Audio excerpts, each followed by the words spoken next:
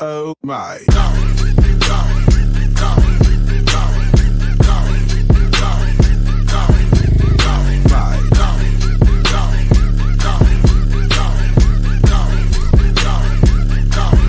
Oh my.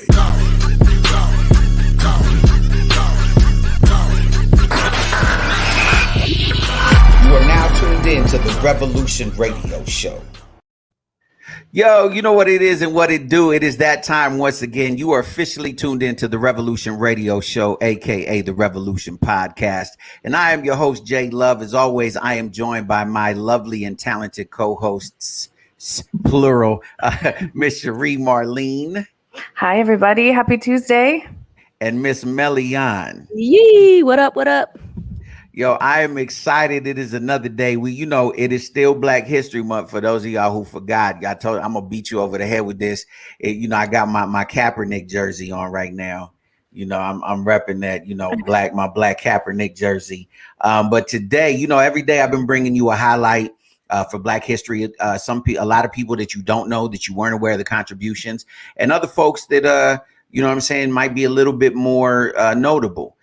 Today, I have someone who is a personal hero of mine. You might have heard his name. Some of you might have heard his name, but he is kind of like, to a lot of people, almost one of the godfathers of the civil rights movement. He died early on. He was murdered early on because of his activism, because of all the things he was doing. Because of him, he was one of the people who was largely responsible for bringing the Emmett Till trial and everything with Emmett Till to the forefront. And I'm speaking of Medgar Evers. Medgar Evers was a revolutionary far ahead of his time. This picture I'm about to put up, and those of you on the radio, if you can't hear, one of his most famous quotes was, "You can kill a man, but you can't kill an idea." And so that was one of the most powerful statements all throughout the civil rights movement, because, we wanted to let the opposition know that, even though they were coming with violence and coming with ridiculousness, you can kill a man, but you can't kill an idea. You could kill Dr. King, but you couldn't kill the dream. You could kill, Malcolm X. You can kill Huey. You could kill Fred Hampton, but you can't kill a revolution. So shout out and salute to the general. Medgar Evers on this 23rd day of February, 2021, Black History Month. Yara dig, stay black and stay beautiful. So with that being said, how y'all ladies doing today? I'm doing good. Had a slow start to my day. Oh, actually, no, I started out early and then it just knocked me off my feet. I am tired today. I don't know what it is. And I slept good. I slept amazing. Maybe it was that sleep. Sometimes when you sleep good, it just will keep you the rest of the day. Tired. I just think from the busyness of my schedule kicked up, and I'm feeling the effects of it now. Yeah, that could be true. I wanted to bring up something real quick in the news that just the last few days has been kind of making me laugh. But it's funny, but it's not funny. But y'all been seeing this dude, Tekashi? Oh man, he going at it. What happened? Well, I personally think, honestly, like, without jokes aside, I think he either has a death wish, or, we definitely know he's got to have some mental health issues going on, man, because this dude is constantly like trying to push buttons to get people to come at him. And it's like, well, he made a post that said, like, all these people are actually saying stuff first, and then he's basically responding. So he's like, how do you guys want me to react? They're talking about me first. So yeah, but that's kindergarten. Like, you know what I'm saying? Yeah, like, this I just really think he doesn't know how to survive without being controversial. I think he spent so much of his time being a troll, and like, instead of learning high now, right? It's like yeah, absolutely. And instead of learning the lesson, like, yo, I literally got away with attempted murder, actually, but like he got away with so much. Like, instead of like, you know what, guys, I'm turning my life around or whatever, he's just diving back deeper into, and I know it's because I saw this post today with his baby moms and how she was saying like it's affecting their daughter. And that's the part, like, what's really sad is that the little girl, she ain't got nothing to do with this, and she's caught up in this whole, this dysfunctional cycle of this guy constantly trying to like rile people up. You He know, put and Meek Mill in his video. Did you see that? His new music yeah, and video. Meek Mill's like, come on, you trying to set me up, man? Like, Wait, Meek ain't side trying to go note back. though, I don't know how I feel about Meek right now with that Kobe line. If you guys saw Vanessa, she made a post on her story. Meek Mill had made a line in his rap that said like, Mhm. "I'll go out with my chopper like Kobe." Like it Yeah. was Well, he said like, if I'm gonna go out, I'm gonna go out in a chopper like Kobe. no, I'm gonna Which go out with my chopper, his gun, like a gun with my yeah. chopper like Kobe. And So yeah, I think he was trying to be clever, maybe like wordplay, chopper, yeah, Did but Vanessa say anything to that? yeah. yeah, but She wrote on her What story. She was What like, did she say? "That's she basically said, distasteful. It's insensitive, like kind of thing." yeah. Like, And so, but you got a low key. She put that little dig in there. She was like, I don't know any of your music, but that was like a little bit of. She threw a little bit of yeah, something like, a little I bit. personally don't know none of your music, Kobe but from Philly too, so you it's know, like he you grew up can there. do better. You can do Yeah. better. So, I mean, I just think, look, as we're getting older, there is a responsibility to, Mhm. the things that we do and we say, you know what I mean? And Yeah. I think all of these things, like it's kind of like that scripture that says, when I was a child, I thought like a child, I reasoned like a child, but now that I'm a man, and I think that's the thing is that even with hip hop culture, like when hip hop was young, we could get away with a lot of things, right? But now that we actually have certified billionaires, right, within hip hop, which is dope. Like we have tons and tons and tons of millionaires and business owners and international business owners. Like it's time that we elevate our people, which brings me to what's going to be going on the show today. Like, I'm always about let's have some fun, let's entertain, let's laugh. But, we also need to learn. And because it is in the context of Black History Month, a lot of people have heard of Black Wall Street in Tulsa, Oklahoma, right? Mhm. But what people don't realize is that there was actually a lot of towns like Black Wall Street all throughout the South, and even here in California. I think there was a couple of places here in California, and so there's a lot of historical significance in these Black towns. That we're kind of trying to do their own thing to get away from what was going on in integration, right? And all of the, Jim Crow and all that stuff after Reconstruction. And so we have with us, I should say, a couple of guests representing, and I hope I say this correctly, the oldest Black township in America, right? The oldest Black town in America, Mound Bayou, Mississippi. So I'd like to introduce to you, ladies and gentlemen, please show some love. They're actually brothers. For Herman and Daryl Johnson. How are you gentlemen doing this evening? Oh, All right. I'm glad to be here, to be with you all out in LA. Greetings from Mississippi. Yes, sir. Good to be here. The MI crooked letter I. Come back, I. Yes, sir. Yes, sir. Yes. So a quick question before we jump in, but I just want to make sure I understand this correctly. Daryl, you were formerly the mayor of Mound Bayou, isn't that correct? So we got some dignitaries on here. Yeah, I'm former mayor, and I'm still dealing with mayor. I'm a vice president of technology with the World Conference of Mayor as well, and I'm one of the original founders of Historic Black Towns and Settlements. And that's where I found out that Mound Bayou is not the oldest, but we are one of the oldest African American communities in the country. There were a lot of things going on all over this country in African American communities. So we thought we were the oldest, but because we don't have a historical knowledge like we should, then we finally found out that there are other towns that were already out there. Right. Interesting. So we have a great distinction. What were you saying, Sheree? Oh, I was just going to say, to follow up with that, did it at all at any point have a thriving economy like what we hear about in the Black Wall Street in Tulsa, Oklahoma?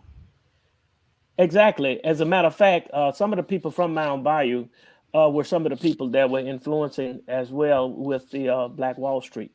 Mound Bayou turned a swampland into a flourishing place that we had up to 60 businesses We had up to 6 cotton gins. We had more millionaires per population anywhere than anywhere in the state of Mississippi, and these were 100% African American. Wow. Wow. Wow. What And- year and- was the town established? It was established in 1887, and we had a visit from the president in 1907. Theodore Roosevelt came at the invitation. To a black town? President Theodore Roosevelt Wow. came to Mound Bayou and made this rousing speech and called Mound Bayou the jewel of the Delta. And Wow. and we, Wow. we still continue with what he called us, because he would go further and talk about Mound Bayou in other places. And he said that if they could do it in Mound Bayou, any African American could do it. And he didn't say African American. He said Negro. He said Negroes. We was Negroes back then. And another thing that the reason Mound Bayou had 6 gins at that time was that back in those days was that the guys who had come from who started Mound Bayou were from a plantation out of Vicksburg, and these guys had owned that plantation after the Civil War and became some of the richest men in the country right out of the Civil War because they bought the plantations they were on. Okay, hold on. I got to interrupt you because I got to make sure I understand this correctly. Are you saying former slaves bought the plantations? Yeah, Exactly. they bought that plantation, and they bought that plantation, and they outworked every other plantation in that general area. They made more money than any of them, and they had at that point in Vicksburg, they had the highest grade of cotton in the world, and so they moved from there and came to Mound Bayou, and started Mound Bayou, cleared that swampland. Mosquito infested swampland because nobody else would buy that land, but they bought it, cleared it, and again had the highest grade of cotton in the world. They set the price of cotton in the country was set by Mound Bayou. That's exactly right. So people from all around this whole area in the general area in the Mississippi Delta would, if they would bring their cotton to Mound Bayou to have it ginned in Mound Bayou, because if they did, they got the Mound Bayou label on their cotton and got a higher price than anybody else in the area. Wow. And guess where they bought the plantation from? That plantation that was actually the Confederate president's plantation. Master Jefferson Davis. Wow, that's crazy. See, that's inspiring. I didn't know some of that. Why do you think it's important for people to learn about places like Mound Bayou? Because that's a great question. We were brought up in it. We were brought up in knowing African American history. Most of our people in America don't know where they came from. And I'm gonna just say it like this: when you don't know where you came from, you don't know where you're going. And the reason why we have so many people doing all types of things, because, hey, black child, do you know who you really are? Come on, speak the truth. And the bottom line is, we just have to learn who we are. You know, we have a queen and king, a grade of people in America, and we still acting like chickens, and we're eagles. And if we learn our history, and if our real story was told, you'll have a greater pride in who you really are. And that's what we were brought up in. We were brought up in that. Y'all didn't know this, but Daryl's a preacher. He has a church. I can feel it. I feel it. Amen.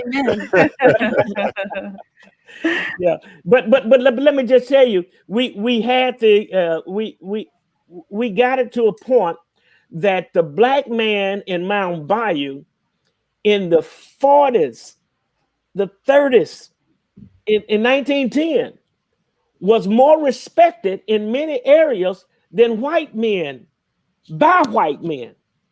Is because they were farmers, they had the most premium grade cotton, and they didn't see them as black people. And I tell my story a lot of times. I told it on Henry Louis Gates, but the story of my granddad who goes to this local tractor shop 10 miles away, and and he walks in with his part, and he's standing in the back waiting for his turn. And they say to him, "Hey, nigga, take your hat off." That's this young guy behind the counter who's new. And the other guys behind the counter just didn't even see it the first time. So he did it again. "Hey, nigga, did you hear what I said? Take your hat off." And my granddad had just stood there. And the other guy saw that he was talking to Mr. Samuel Thompson, the gin owner from Mount Bayou. They grabbed the boy, pull him up to the side, and say, "That's not a nigga. He from Mount Bayou." And that was the respect that people had in Mount Bayou, even us, when we would go places when we were children, and white people look at, "Y'all must be from Mount Bayou." And that was the type of thing, because all of us thought different.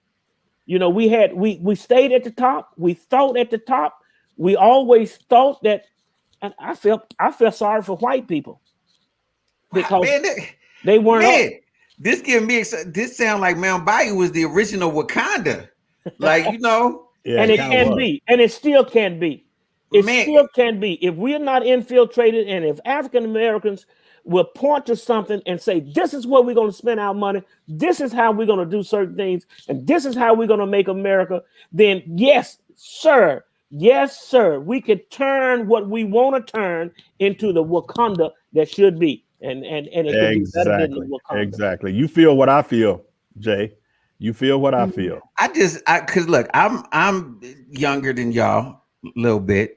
You know what I mean? I can tell. I can look at you and tell. Couple days. You know, a couple days. But I mean, just in my lifetime, I know what it's like to, you know, feel, you know, especially having lived some of my childhood in the South, in East Texas, and having to deal with, you know, like, you know, you don't look at white folk a certain way, and, you know, when white folk is coming, you move out the way, and "Yes, sir," and "No, sir," and "I'm sorry, sir." I'm old enough to still have experienced that, and to hear I mean, even to this day, in certain places in the country you go, and there ain't no signs up, but you know, like, you know, you better be real articulate today. Right. Let me tell you a story you probably hadn't heard. I'm not sure you haven't heard this story, but in our train depot, this probably was the only place in the country where the fountain, you know, had two fountains, water fountains, and the white fountain was outside. The black fountain was inside. Man, I love this. I love this. We grew up looking at the sign that says whites only, and the whites only sign was outside. So the white folks, when they stopped in Mount Bayou, if they gave us that type of discrimination, we always that is so gangster to reversed me. It. Yeah, no, man, I'm like, you know, I was gonna ask, like, back then, did white people comfortably come in, or we treated them. White people would come to Mount Bayou. You would have your agitators that thought that they would do certain things, but we had places where whites checked in, but they never checked out. But anyway, I can say this. But that's I'm just saying that that's just true. You know, yeah. I mean, it's not something that we are proud of, but it wasn't something that continuously happened. We had a jail that nobody got in. We had people that had, we had councils where if somebody acted up, you know, they got straightened out by the councils. You know, we brought our African ways over here to United States and brought it into the town, and so it worked.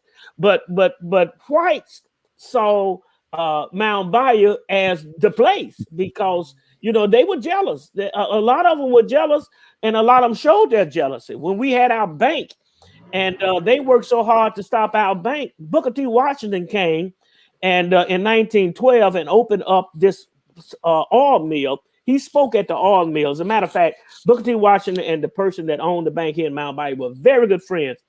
And anyway, it was what we did that was the envy of the people that were around.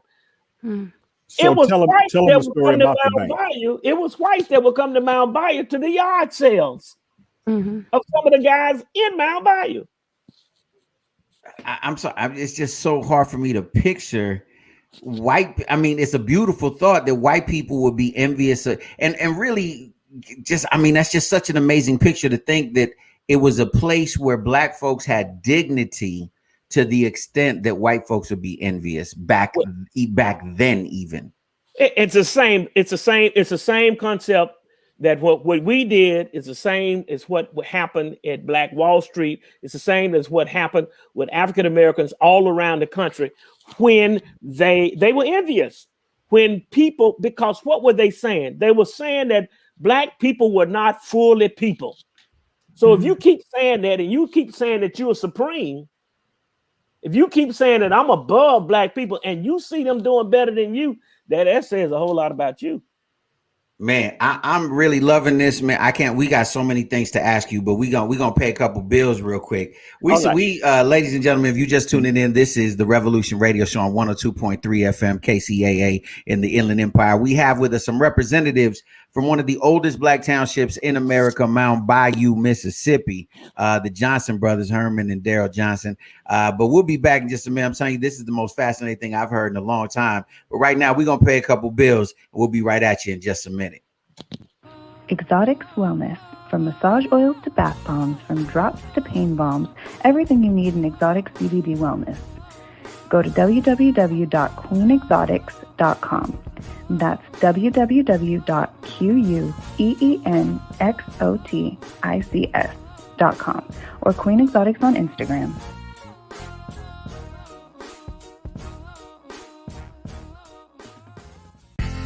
Do you have a business that requires heavily upon your clientele base having access to cash, like a dispensary or a barbershop?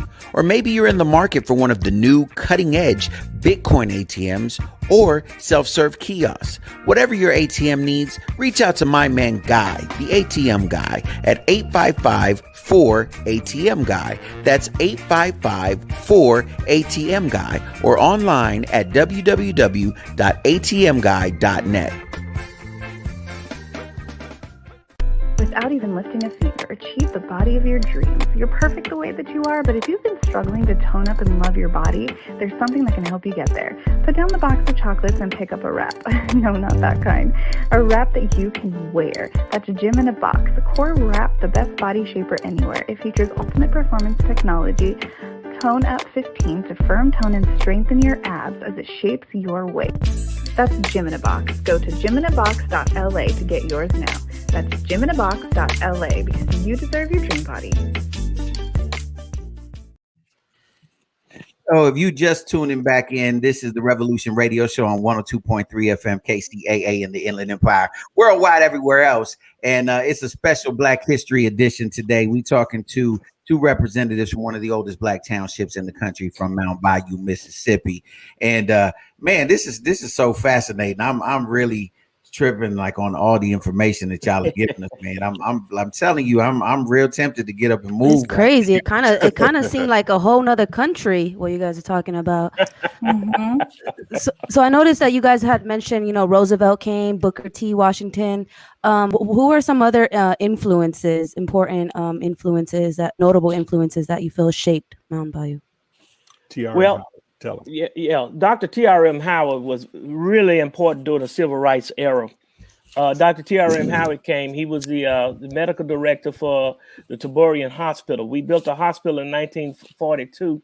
Well, we opened a hospital in 1942, and it was about a fraternal order called the Knights and Daughters of Tabor, where they put their nickels and dimes together across this whole country to build a place where, for the first time, blacks could walk through the front door of the hospital. Wow. And this was the first HMO that ever in the United States, and where we paid like $37 a year, and you get 40 stays and up to so many stays in the hospital, so many treatments, and we had people from Meharry College that would come, doctors. We had the best medical care, and so Dr. T.R.M. Howard was a medical director. He would go across the street and build another place called the Friendship Clinic, as well, right beside where he built the zoo, And he also had a restaurant, the Green Parrot Inn, and the zoo was right beside the restaurant. So people would come all around the South to come over to Mound Bayou. And then he built an Olympic-sized swimming pool where black people, you could come to Mound Bayou. You telling me black people could swim? And this was the 50s as well. And Dr. T.R.M. Howard also was a great orator.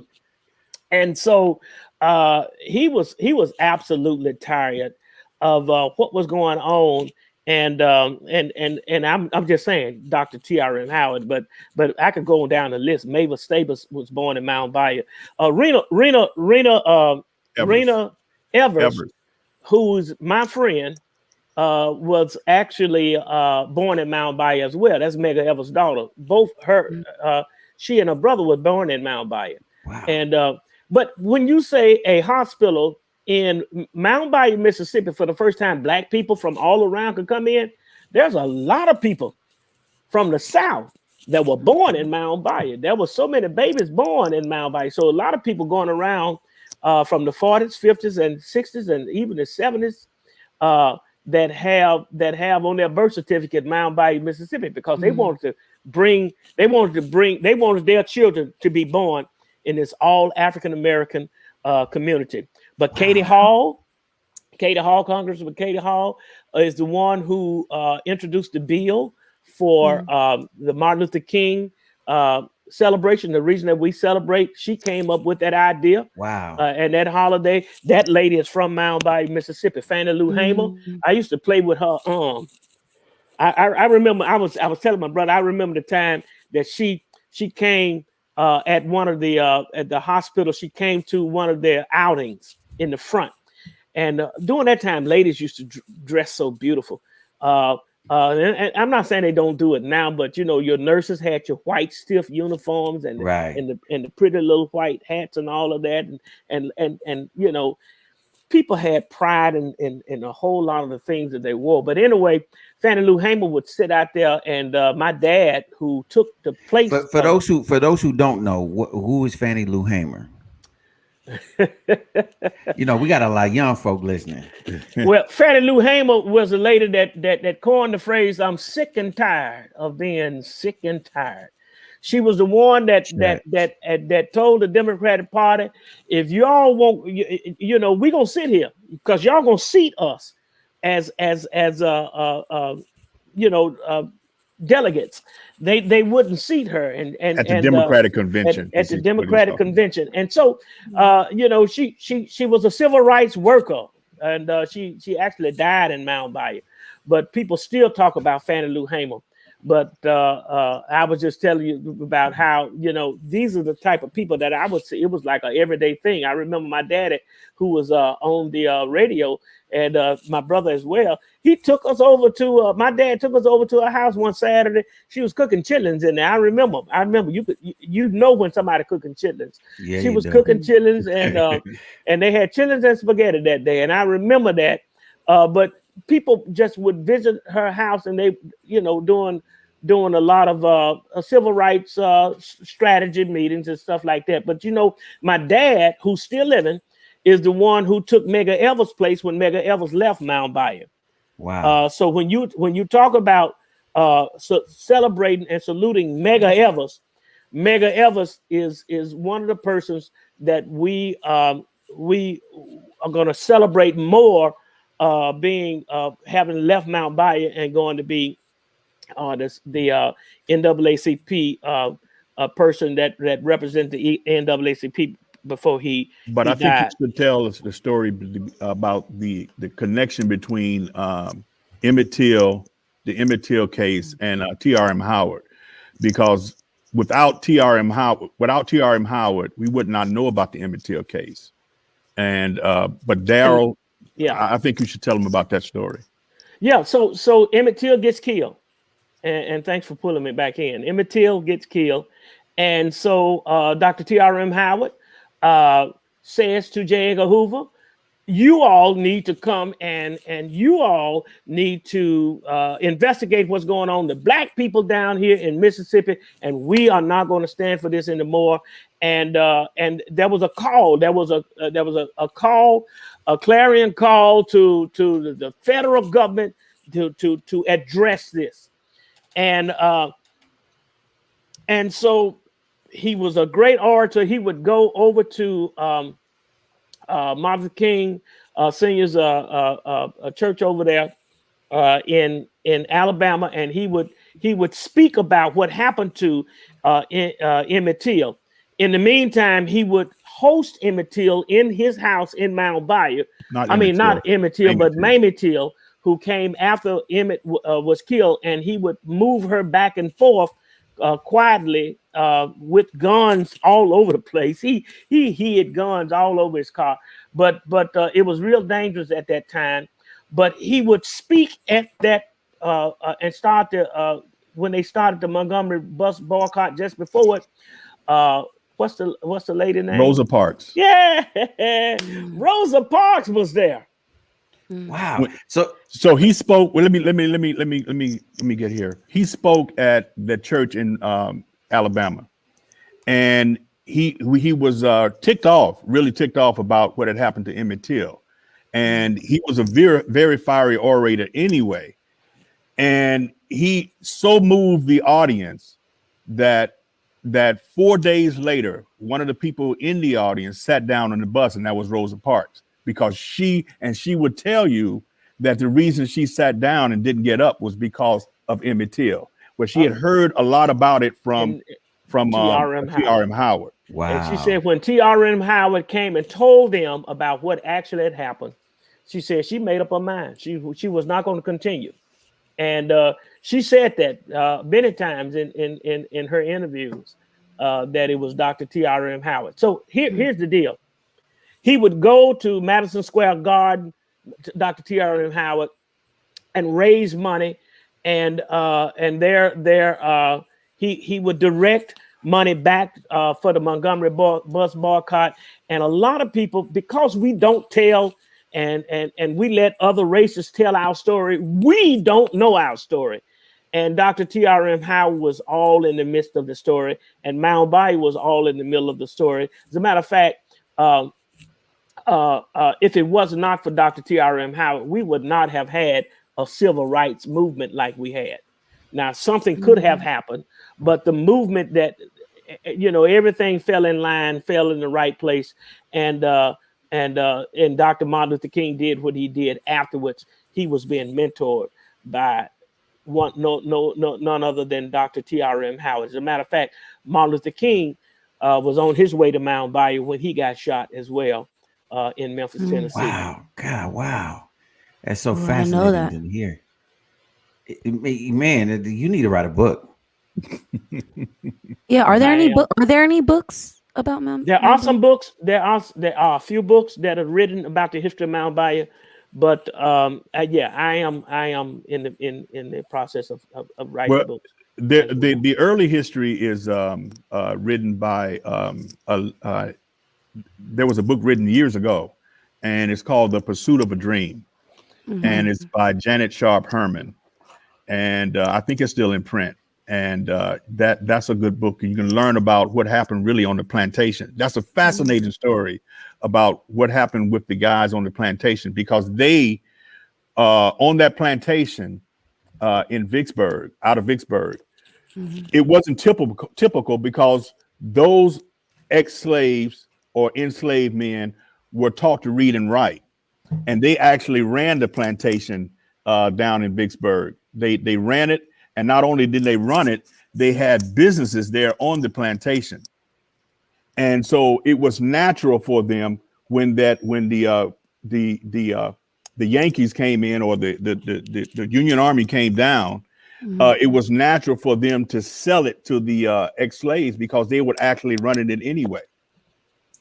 And this is so fascinating because you don't hear none of this in school, like none of this. Like in school, you learn slavery to Jim Crow. You know what I mean? It jumps from slavery to Jim Crow, And this stuff in the middle, like it would have been so fascinating to hear early on, like, hey, we were running towns.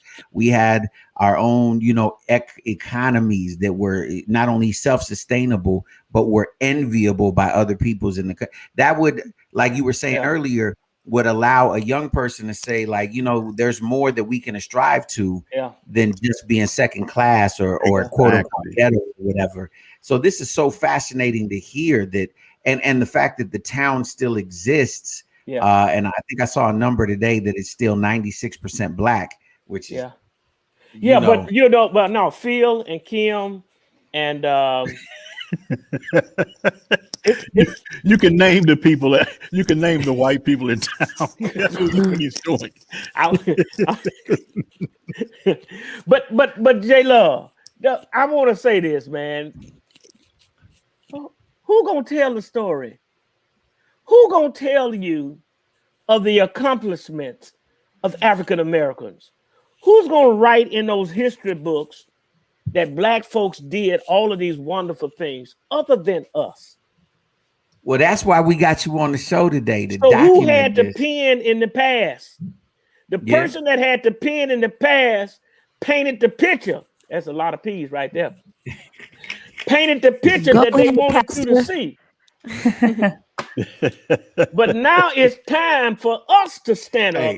Hey, that's a message. He who got the pen paint the picture. That's what I'm talking about. Said the pastor. That's right. Right. That's right. Sheree, It was I know so. you gotta- Go ahead. Just real quick, it was so thriving back then, so progressive. What were there? And I know you said you mentioned there were jails. Was there any crime going on? Very little crime. There were things that happened. People did things, but it was very little crime. Like I said, the jailhouse was there, but they couldn't get people in it. I mean, they wouldn't. They had to tear it down. They ended up having to tear it down because Okay, hold on. The narrative for so long has been that especially black men, are criminals. And here you have an all-black town, and you had to tear it down to jail because you don't got enough crime. Come on, man! Somebody needs to hear this. Somebody needs to hear this. That's what I've been saying for years. And so the picture that was painted about us was painted from somebody else, and that's what we've been receiving until we started thinking that's who we are. Yeah. So and that's what I'm telling you. That's not who we are. Whew, I need to go to the altar right now. Well, for the people that are just tuning in, just to clarify, you both grew up there, right? You were also born and raised there. Okay. Right. Now, do you feel like there's any difference now from before? Like, did you guys ever have to deal with Jim Crow laws because it is all predominantly black community, black town? Or did you not have to deal with it? Yeah, we did. I mean, we still have to deal with some, because we're in Mississippi. I'll give you an example. Some years ago, in the 80s, he and I had a used car lot here in Mount Bayou, and we would sell cars. He would sell cars because I was still in California, but he would sell cars, and the people would come get the car, and they would go to the bank to get financed, just like you do normally in any used car lot. And no bank in the whole area would finance anybody that bought a car from us. It was just one of the tactics that they'd use to put us out of business. And how did you guys survive? We didn't, not in that business. Specifically because they couldn't get loans. Right. Our customers couldn't get loans because they bought cars from us. Well, that was in the 80s. So yeah. We experienced it. I'm like I said, I was the mayor of Mount Bayou, and you're talking about discrimination. Nobody's seen discrimination. Most towns don't have discriminations against the town, but when you 100% black, can you imagine the discrimination that we've had against our own town? We've been sued, and every judge that loved the suits. One lady fell in the ditch and got almost bankrupt the city because she won her lawsuit with a ditch that never existed.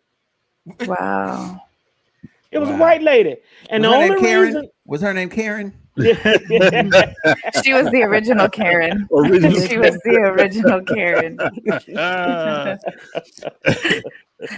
And the only reason that Wow. we what happened was, and I don't think anybody would try that again, because when they did that and that lady filed that suit, and of course they gave her a judgment, but what happened is that they ended up almost bankrupting the town behind that.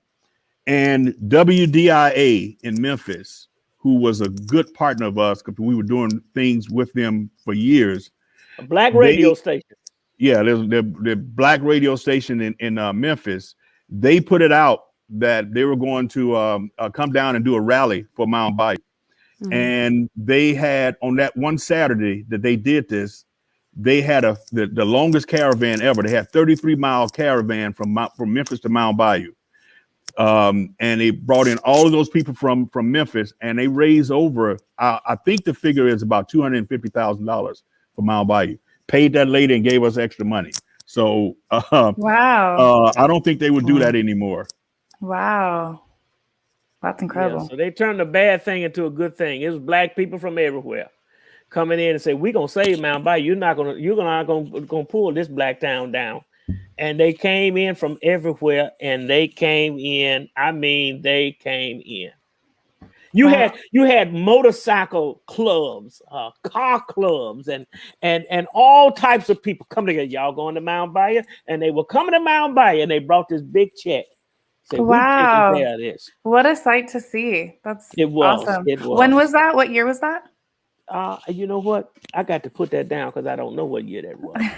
But still, I think that's amazing, the support that the community outside of your community came to do. Yep. And that's great. That was great. That was a great thing. So black people are not let those type of things happen to us. Well, listen, I gotta ask this: do you think there is a place for towns like Mount Bayou in today's society? Oh, yes. Absolutely.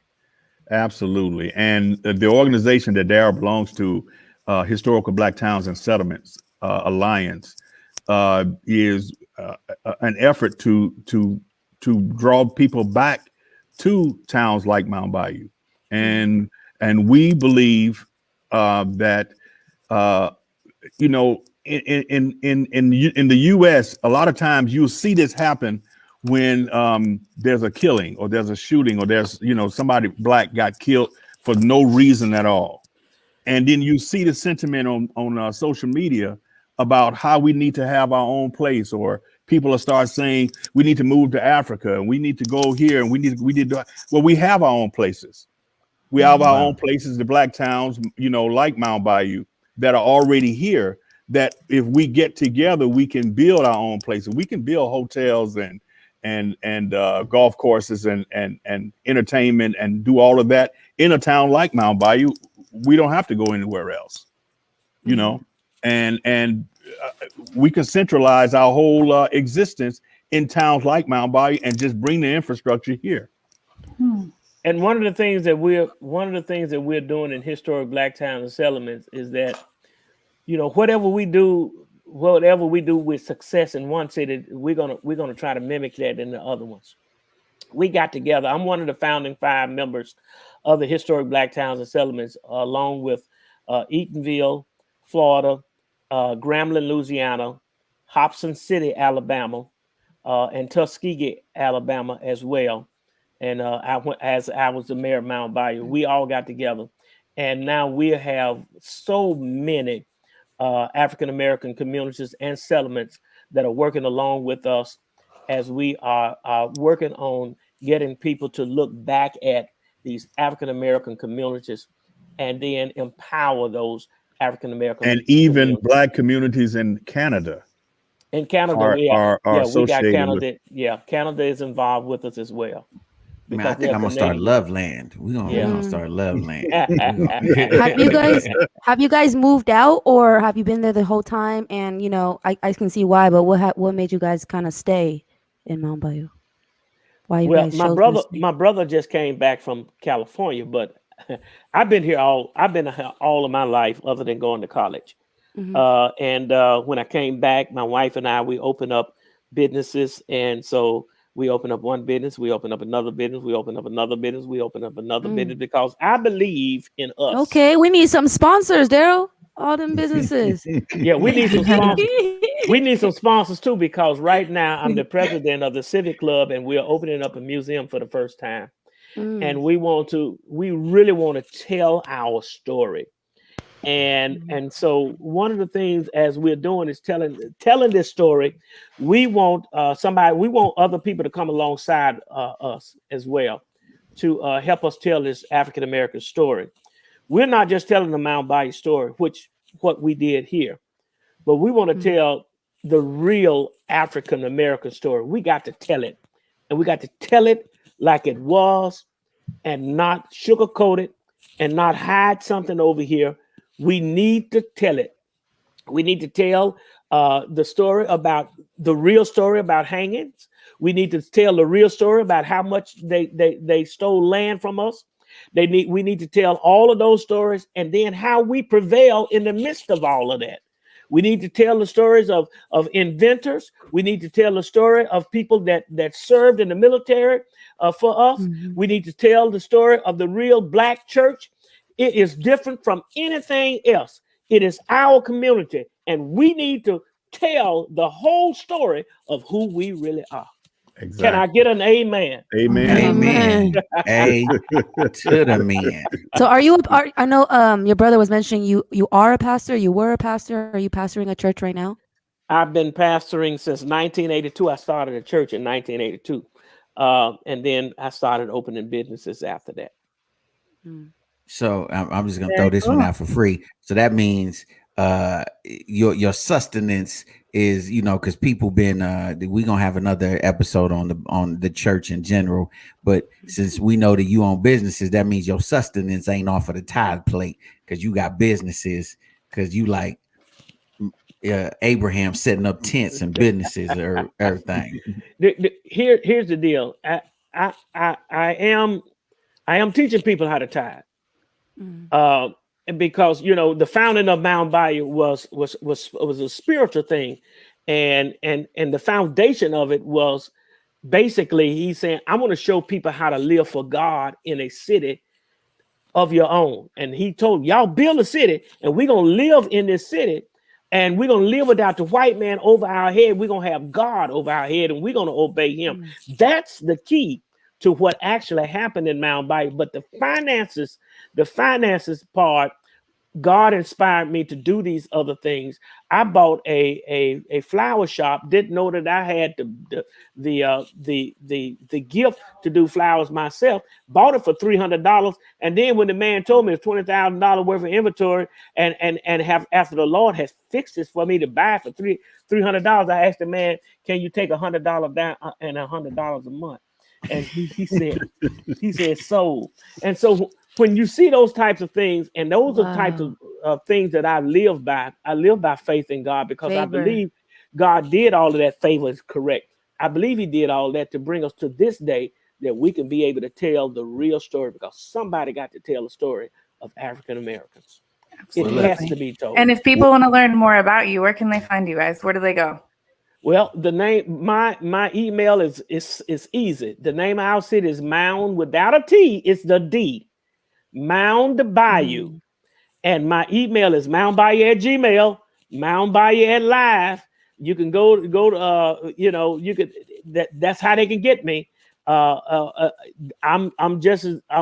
you go. It's just as simple as emailing me and letting me know that you're interested, and we can go from there. And you can put mine there if you got it. Herman.johnson@gmail.com. And that's Herman with an O. With an O. HERMON.Johnson@gmail.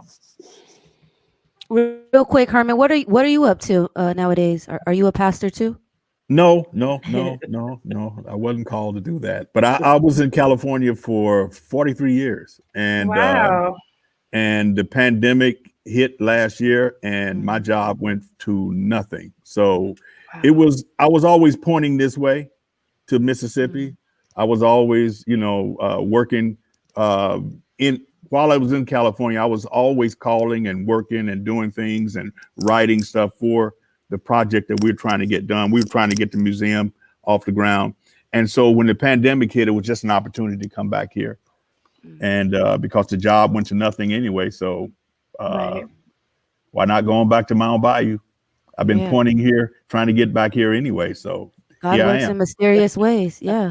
Yeah. Well, I will say this, Lord willing, if everything gets a little bit better this summer and things start to open up, I know we as the Revolution Radio Show want to go on a road trip across the country. Come on now. Visit a lot of cities. So that if that's able to happen, we definitely want to stop through Mount Bayou. You gotta stop. J Love coming to Mount Bayou. All right.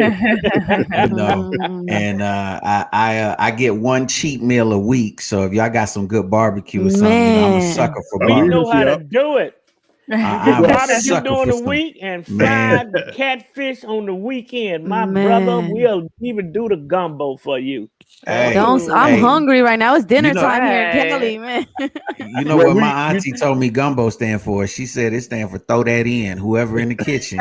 Everybody recipes different because they say, child, just throw that in. Throw that in. Well, we are planning to open up the museum during Founders Day, and Founders Day is July 12th. Okay. And so we're going to open the museum at that time. It'll be a good time to come and bring your show here. Corona willing. Corona willing. We trying to, we trying to definitely. But man, we really appreciate. We coming down. We got 4 minutes left in the show. We really appreciate you, brothers. Thank you. I mean, I wish we had so much more time because so much I'm just sitting here in awe of the things that you guys are saying. It's just so fit because if one community can do it, man, that means that the blueprint is there. It can be done. That means that literally you could have an Asian community. Shout out to Melian. You know what I mean? Well, I mean, they already got there's a lot of like Koreatown, Chinatown, but I mean, to actually have a town, a city that's different, I think it's powerful because there's a singer Akon, a rapper Akon, who's opening his own city in Africa. Yeah. Right. And a lot of people, and I'm like, but man, to go all the way to Africa, like, they just that plane ticket just alone is, $1,500 to go to that. But I could put some gas and get to Mount Bayou. Come on, But no, thank you so much because I think it's really important for us to know, like you said, know the history, to know that these things are realities that really have happened in this country, and that the narrative that has been painted isn't the entire picture. Exactly. And that's why this entire month I've made it a point to highlight inventors and scholars and different people that when people realize like it was a Black man who created the traffic signal. It was a Black woman who did the first cancer surgery with a laser that cured cancer. It was, I could go on at the remote control, the super soaker water gun. Like we have so many different things that we've done as a people. And the more that we know that, it no longer has to become a lotto type situation in our communities where it's like, oh, either you could shoot a basketball or you could be a rapper, but that's it. But no, we, like you said, we have within our DNA royalty. So the ability to be statesmen, to be physicians, to be attorneys, to be anything that we put our mind to, and even create certain things is powerful. And especially if it was done in a time that it was 100 times more difficult than today, right? I mean, even though we got our challenges today and, we still fighting the good fight, but the truth is it was way more difficult before. And when y'all was coming up, we have so many more advantages, even just with technology. The fact that we can do this show right now and y'all be in Mississippi and we're able to do this across the country. Just those things alone are powerful tools to be able to empower and educate people. So thank you so much. Melian, Cherie, you got anything to say before we get out of here? We got about a minute and a half before we get out. I just want to thank you guys again. There's a lot that I learned today that I had no idea. And I think it's just empowering, encouraging, inspiring for everybody, not just for the Black community, community, but for everybody. If you're the underdog in any way, shape, or form, you can prevail. So, and thank you for pointing out that that's been with God's favor, because I agree. I totally agree. Thank you guys for coming. Like Cherie was saying, a lot of things I didn't know. You guys definitely enlightened us. Real quick, are people wearing masks in Mississippi? Is it open? Oh yeah, no. Is it open now? No, we have to wear masks. So it's not like Atlanta. It's not like ATL Everybody turning up. No, oh no. Well, listen, we appreciate you, brother. We appreciate you, brother, for coming on. This is the Revolution Radio Show. As always, we want to remind you: reach for your best, reach for success, but most of all, reach for God, because God is love and love is everything. We'll see you tomorrow, same bad time, same bad channel.